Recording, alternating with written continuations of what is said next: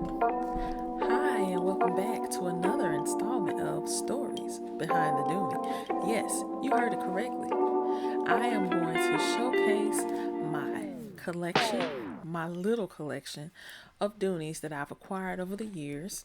Since the start of my Sweet 16 purse, I have accumulated just a small number of Doonies, but each one of my Doonies holds a very dear story to my heart because I can be an impulse shopper, but it's based on something that's going on. So, yes, and I imagine that everybody else does too. So, I wanted to just share my story about my Doonies. So, let's get right into it. Please, please don't forget to subscribe to my page as well as like my video because I just want to be very candid and open about my experience and really encourage other people to share their experience as well. So let's get going. I'm going across my list right now because I didn't put it on here beforehand. But I want to share this bag that I purchased. Let's see. I'm trying to find this on my list. I purchased this bag back in, I believe it was 2013, August of 2013. It happens to be my 12th Dooney. Now, I do have top faves. I've already given you two of my faves, which are tied for number one. This one happens to be, I believe, my second favorite. Why? Because it's just so unique and different. I think this was something that Dooney hadn't done previously that I am aware of, but I took notice and I had this wonderful opportunity to purchase it, and I did. I purchased it at Belk's, which is the it used to be McCrae's here in Mississippi, and so now it's Belk's. I'm pretty sure there's some Belk's across the South. But yeah, this particular bag, I just thought it was unique because one, it had one of my favorite colors in it, and the style was something that I didn't think I would carry. But once I got it, I just couldn't stop carrying it. So let me just bring it on out. It is the retro embossed convertible satchel. And this needs to be on the inside. So yes, I think there are plenty of people that have this style bag. Really, like when you look at this bag and you see that Dooney and Bourke, and even with the and sign, is all over this bag. Like that is so unique. It has some feet to it. It's wide at the bottom. It's not that that big, but it's just the right type of satchel. The handles are just great. I did not bring the strap because I don't even use the strap. I don't want this on my shoulder. I want to be able to just have it as such if I need to, like that. But primarily, I'm toting it like this, and I mean business when I have this tote or this particular satchel. So I really love this bag in the orange. This light is really hitting it. Let me turn the light off. I absolutely love this orange. It was just so inviting. I remember walking in there randomly thinking, oh, let me see if they got anything marked down. They probably don't. I saw this bad boy. And I saw a lime green one. Same style, just lime green. I said the lime green is probably too much, but this might be too much, but it's not as much as that one.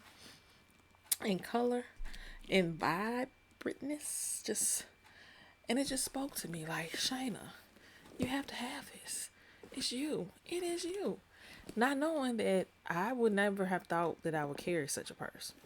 So I got this purse. It was, I ain't gonna say dirt cheap, but it was marked down at a really good amount. So I purchased it.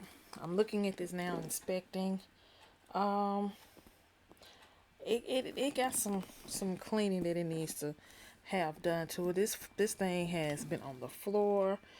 of every floor, not every floor, but it definitely has its wear and tear on it, such as at the corners. Most purses, they're gonna have that corner that, hey, it happens.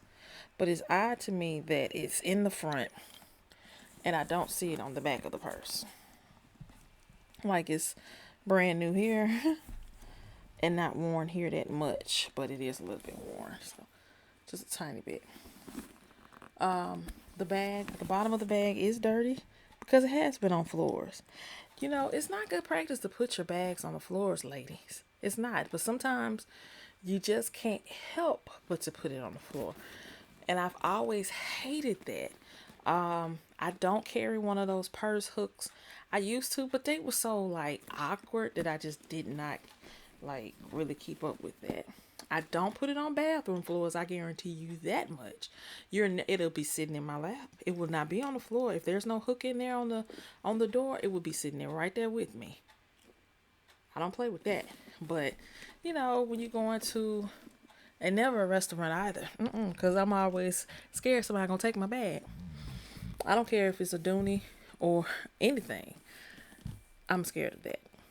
So I think primarily it was on the floor for different trainings that I probably went to, or choir practice at church, or even just at church because we're sitting in the pews in the choir stand, and I don't believe you should have things in your, like, on the pew with you. I don't think people need to be seeing that in the audience. That'd be nice. See, who got that pretty orange purse? It's taken away from the flow of service. So I put it on the floor in front of me, and I'm fine. But that's probably where it got accumulated, all that. So it's a zip top. It's a dome shape. So you saw how that just went over like that. All right.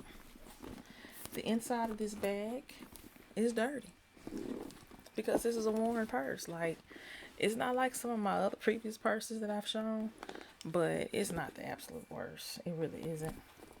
I'm happy that I don't have any inks. Well, I think I spoke too soon. I don't think I have any ink stains in here. Nope, I don't. So, of course, with this bag, you have the zip pocket and the other little free pocket. And, of course, the two slots where, I usually have a phone over here and I might put some pens or whatnots over there. And, of course, on the inside of the bag, you have the Dooney and Bourke. If you can see that. And you see at the top, it's dirty here. I'm not worried about it. And, of course, on the outside, you have the emblem. And that's the bag. I don't use the strap. The strap is brand spanking new. I don't even think I've taken it apart. I don't use it. I used to carry it in the bag just in case. I don't get down with that. So the handles are not totally just disruptive in usage like some of my other handles. But the bag, I need to put something in it to kind of stuff it along. Of course, there was some junk in here. By doing these videos, I'm able to clean out my bags now. I need to actually clean the outside of it. But the bag, I love it. My number 2. I love this bag. I love when I'm feeling very orangey. And this is like, I almost want to say a deep tangerine. I don't know what color this was when I purchased it. It's always going to be a different feel when you purchase department store versus outlet versus online. It's always different. And then, of course, how the zipper is. That thing, and then that. I just wish that they still gave you the hardware. I guess it's the key fob. I just hadn't looked that up. I don't know what that is. I've called it so many different things, but you have to be a Dooney lover, knowledgeable about Dooney, to understand the authenticity of it. And I didn't showcase my number. Let's see.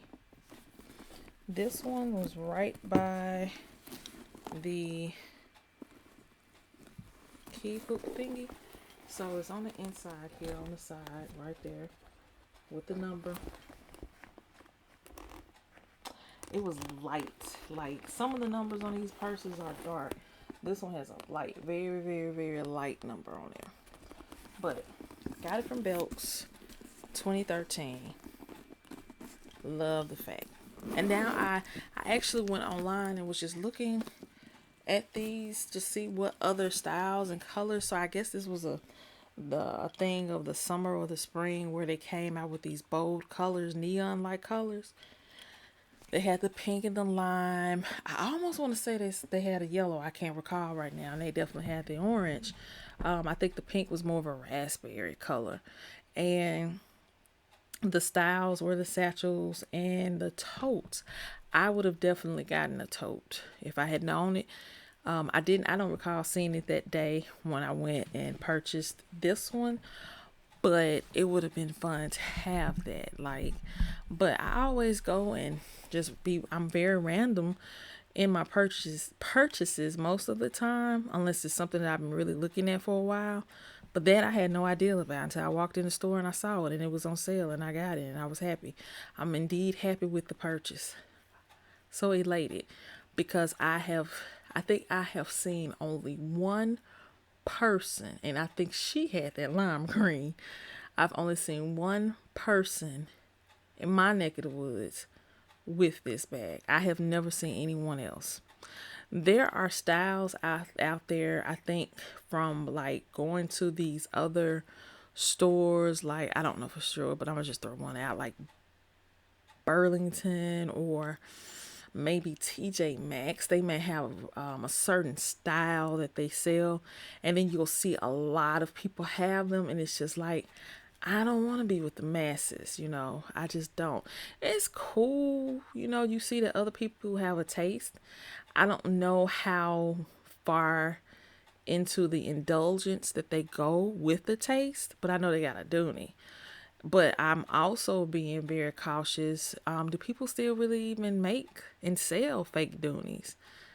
I know they do with these Louis Vuittons, because I know a lot of these people that claim they got these Louis Vuittons, they're not real. But you can get them where they look really, really real. And you have to really be a connoisseur of that. I'm not a connoisseur of it. And only thing I know, if I see those strings, the unraveling of the stitch, and it's all fuzzy and you didn't even have the decency enough to cut it, or burn it or something, I ain't believing you. But I have a love of Dooney and Bourke, and it has been that way for years, and I don't plan on letting it go. I have gotten a little bit crazy over the last couple of years because I was like, I need to play catch up because there's so many bags I missed out on. So many accessories that I missed out on, and I don't want to miss out on too many things right now. But yeah, so this is my retro satchel. I love it, love it. I love it, love it, love it. I hope you do too. And I hope that if you do have one, please share that. Go to my soon to be, I think it's going to be a Facebook group called, what this is called, Stories Behind the Dooney. I want everyone to share what inspired them to either purchase their Dooney, request this Dooney, or somebody that really truly loved them and was trying to keep them, whoever purchased it for you. I would love to know your story because I think it'll be just fun to just hear. I mean, why not? All right, well, that's it for me. Until next time.